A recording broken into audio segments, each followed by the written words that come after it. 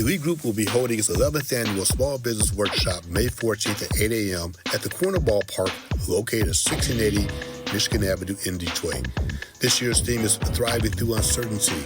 Come and join the conversation as business leaders from across Detroit will be addressing this critical issue. This is a free event, and for more information, please go to leagroupinnovation.com. That's leagroupinnovation.com and click on the Small Business Workshop tab. All right, welcome to this edition of In the Conference Room with Mark S. Lee. Hey, I want you to sit back and relax, enjoy the conversation. You know, we've been doing this for quite a while now, and we interview business leaders from across Detroit, the great city of Detroit, hometown, the state of Michigan, as well as across the country. And today is no exception. And we're going to take a slightly different twist and talking about a major event that's being put on in downtown Detroit. And I want you to sit back and enjoy the conversation. And by the way, I got to say this before we proceed. Congratulations to the Detroit Pistons for a great season. Caught all of us by surprise. Hey, you know what? Next year for sure. Got a young core, and we'll be back. And congratulations to the Pistons. All right.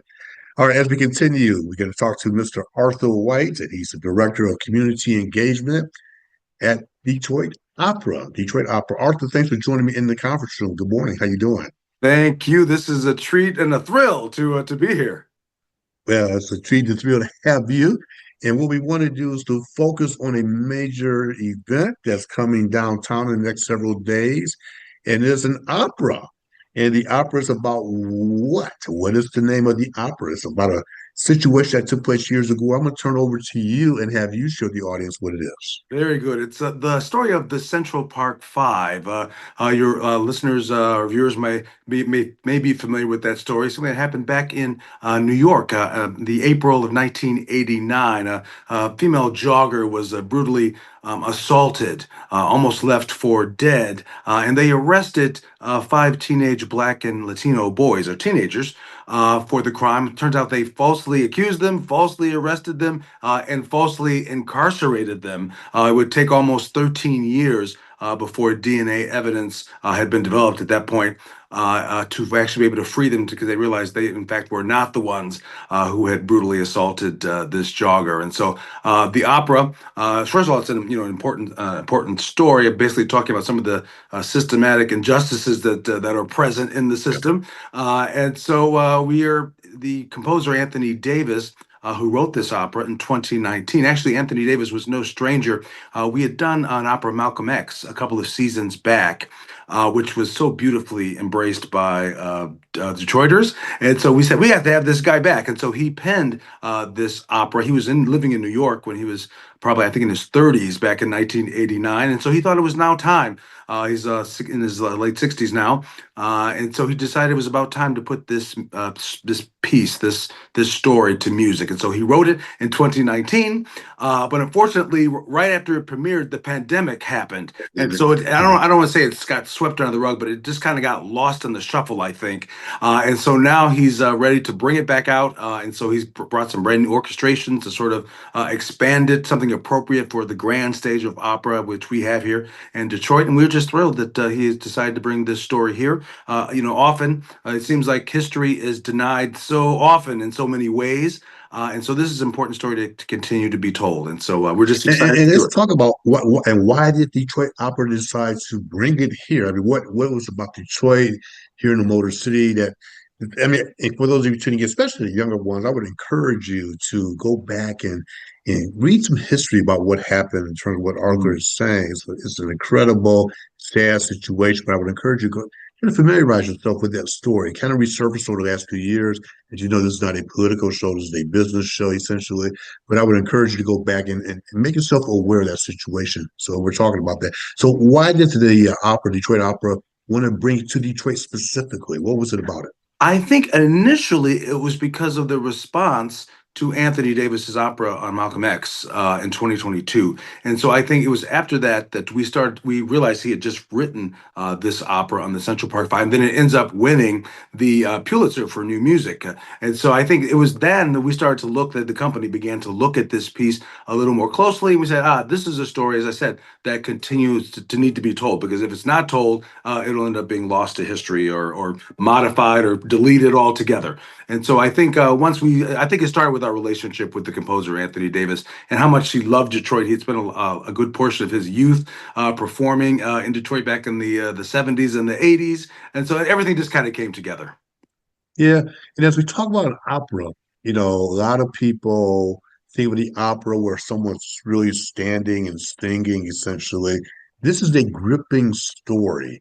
How do you take and adapt that story to the opera? In other words, what can people expect from I guess, as an opera, as a more so, as opposed to just a regular stand-up play, if you will? Right. So often when we think of opera, this the height of opera was the 19th century, and so it was all about the voice and singing. So yes, in those days, yeah, you just kind of stood and just Yes. gave great artistry, great, beautiful singing. Well, that's not where we are today. We demand a lot more with movies and Netflix and all these things, and so no, you have to bring the drama. And so what's very exciting, also, viewers might not know that the in the past, as I said, the 19th century was the height of opera in Europe, where all the operas now that are being written in the United States in our language, in our vernacular, and so we demand a lot more. I think the whole we as a whole community who basically consumes all of these, as I said, movies and TV shows and video games and all that. You have to come. It's got to be pretty realistic. And so I think you already have great music written by Anthony Davis. We have a great director, Nataki Garrett, who is preparing them to really bring realism to the stage. I've watched some of the rehearsals. It is very real, unfortunately, and sometimes a little too Yeah. real, because it just tells you what a heart wrenching moments they were. Whereas these DAs who pretty much knew or had a good sense that these were not the men who perpetuated this crime, but probably felt like their careers were being made. There was so much public attention all Yeah. around the nation when this story came out. So there was a lot of pressure. They needed to deliver some guilty folks for careers and who knows whatever else, politics, who Yeah. knows what else. And so yeah, so no, the opera is very realistic. It's like you're watching a movie these days. So yeah, yeah. And I also said, because now a lot of folks probably don't realize that these operas, this particular opera is in English, so you can understand what it's being said. But we also project the words right above the stage, because sometimes operatic singing is so dramatic you always can't understand every single word sometimes. But so yeah, so you can come and you're covered either way. You can either hear the words, or you can even observe the subtitles right above the stage. But we're showing photos from the rehearsal. Ah, And very the good. rehearsal that's been going on, and as you're talking, we're showing a couple of the photos. You can see the intensity in the face, and it looks like people are certainly sitting around in chairs and something's going on. So again, I know it's a rehearsal, but talk about the drama in terms of how the actors and the actresses really brought this to life. What makes this opera great in terms of what are some of the elements that make this opera great? And when people come to see, what can they expect?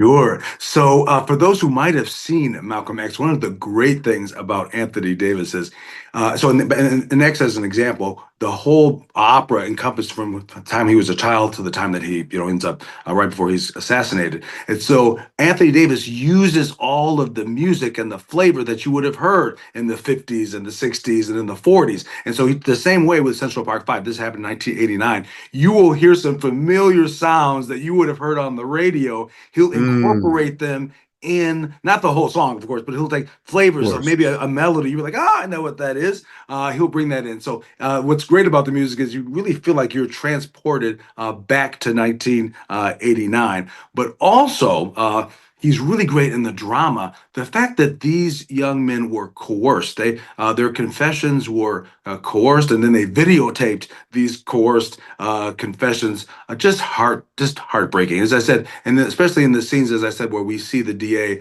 who's kind of suspecting, some things aren't lining up. For example, all their stories where they were interrogating them separately, but their stories weren't matching, Yeah. which made it the odd. They were making this up. They just wanted to get out of there. They kept saying, "Hey, we won't say that you perpetuated the crime. We'll say maybe you were an accomplice, or maybe you were just around." And so just say, Mhm. and so they were kind of coerced into sort of falsely admitting to this crime, even though they weren't there at the moment. And so that scene is particularly heart wrenching. These are boys, 14, 15. They were like, I want to I want to see my mommy. I want to go home. That's And when to outside and play. Yes, and so to Yeah. see that sort of these are kids, just desperate and not knowing where they are and what's happening, and sort of them being sort of taken advantage of is it's really heart wrenching, and you hear it in the music and you see it on the faces. These they're not only great singers but they're fantastic actors. Can I also, if I may, just say the names? I think this is very important.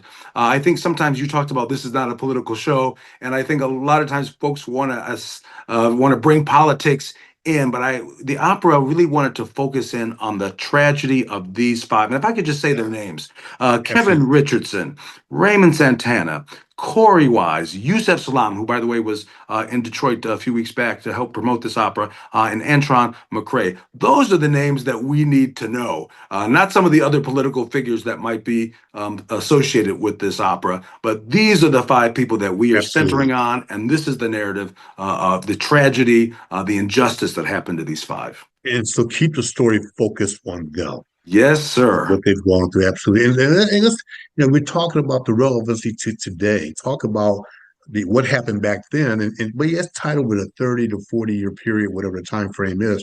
Talk Yes. about why is it still relevant to tell that story today? Well, we did an opera on Blue, which talked about this is probably right during the pandemic. We were coming out of the pandemic. It was an opera we did at the Aretha.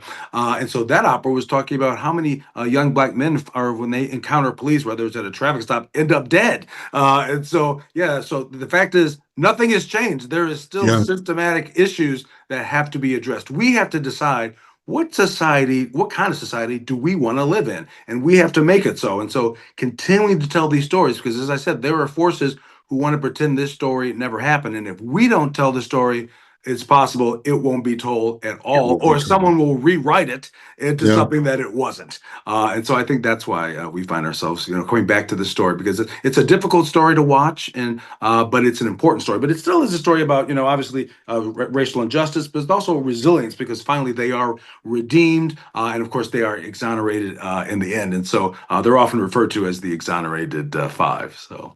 And as before we wrap up, and we'll get the particulars of the opera in a second, but I want to ask you, what do you want people to walk away? They're going to go down and see it downtown, and emotionally and mentally, what are the key takeaways? What do you want the audience to walk away from after they see this? I think the first thing is just to realize what was the tragedy here, to keep this in our minds, that this is the reason why we have to affect change in our society. So I think Mhm. most of it is just to come and understand the story. I knew of the story. I remember I was in my early 20s myself at the time in Chicago. And so I remember when the story had come out, I was like, oh, wow, that's amazing. But then all of a sudden it started to come out that they had, made this videotape confession, but then they retracted. So I started to begin to wonder, even at that time, something sounds a little fishy here. Maybe these aren't the men that had, actually done this crime. So I think it's important also to go and sort of understand all the elements that really happened in this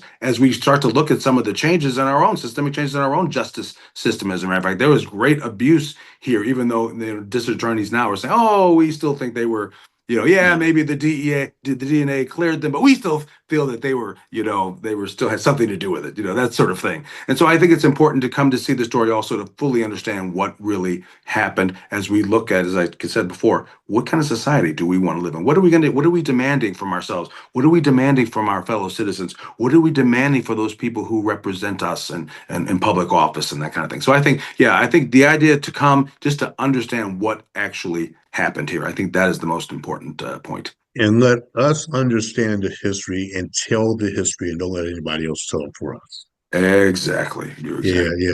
So as we wrap up, give us the particulars, give us the details. When is it? Where's it going to be? The website, people get tickets, any specials for the residents of the city of Detroit, whatever the case might be, whatever you want to share with the audience. Floor is Thank you. yours. Thank You're you. welcome. So it opens Saturday, so May 10th at 7:30 at the Detroit Opera House. Hopefully, your guests have been to the Opera House before. If you haven't, one of the most beautiful opera houses in Stunning, all of the United States. So there'll stunning. be a performance there May 10th. Then the next performance will be the following Friday on May 16th, again 7:30, and then it closes on the 18th, May 18th, which is Sunday, a Sunday matinee at 2:30. And so those are the three performances at DetroitOpera.org. To get tickets, please go and come and support this fantastic production. As I said, everyone has worked so hard. We're very proud. Also, the whole creative team, our artist of color, our conductor, our director, that sort of thing, which I think help to bring an interesting context. Obviously, an African American composer. So yeah, I think all that has helped to tell this story in a real authentic way. Arthur White, this has been awesome. Director of Community Engagement, Detroit Opera. This has been a great conversation. I really enjoyed it. We wish you a lot of success to this stint in downtown Detroit, Detroit Opera House. We encourage all of you to check it out, check out the website for more information, purchase tickets. Arthur, thank you so much, and it's been a joy. I enjoyed the conversation. What, as I said, a thrill and a pleasure to speak with you. Thank you so much, Mark. My pleasure. I want you all to go out, make it a great day, make it a great week. We will check you out next time in the conference room with Mark S. And don't forget to subscribe to that YouTube channel. You know, I say it each and every single week. All right, we'll talk to you all soon. Have a great day, everyone. Talk to you soon. Take care.